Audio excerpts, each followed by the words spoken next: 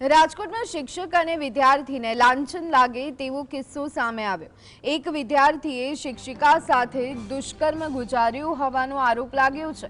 ધોરણ 10માં અભ્યાસ કરતા વિદ્યાર્થીએ અભ્યાસના 10 વર્ષ બાદ સોશિયલ મીડિયાથી શિક્ષિકાનો સંપર્ક કર્યો અને 2 વર્ષ સુધી લગ્નની લાલચ આપી અને શારીરિક શોષણ કર્યાનો આક્ષેપ લાગ્યો છે।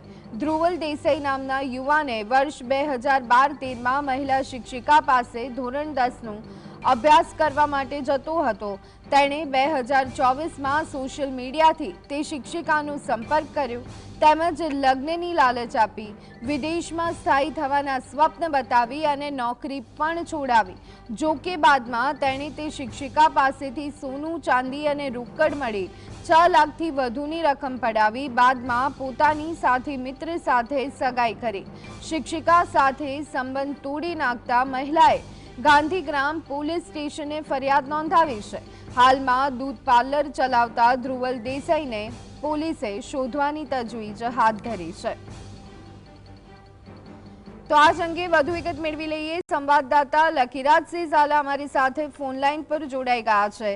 લકીરાજ, ધોરણ 10માં જે ટીચર પાસેથી શિક્ષણ મેળવ્યું હતું તે જ શિક્ષિકા પર દુષ્કર્મ આચરવામાં આવ્યું હોવાની ફરિયાદ, શું વિગતો?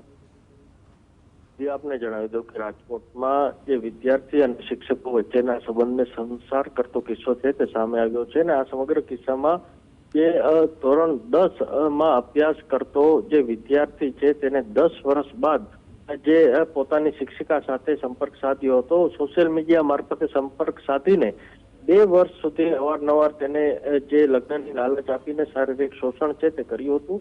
સમગ્ર મામલે હાલ પોલીસ મથકમાં ફરિયાદ છે તે નોંધાવવામાં આવી છે। શિક્ષિકા દ્વારા તેમના દ્વારા જે લગ્નની લાલચ આપીને દુષ્કર્મ ગુજાર્યા હોવાની જે ફરિયાદ છે આપવામાં આવી છે। સમગ્ર મામલે પોલીસ દ્વારા ફરિયાદ નોંધીને કાર્યવાહી છે તે આગળ જે ધપાવી છે। તો બીજી તરફ આરોપી જે ધ્રુવલ નામનો જે આરોપી છે આ સમગ્ર કેસમાં ધ્રુવલ દેસાઈ એ હાલ પોલીસ પકડથી દૂર છે અને પોલીસે તેની શોધખોળ શરૂ કરી છે। જી આભાર લકીરાજ સમગ્ર માહિતી આપવા બદલ।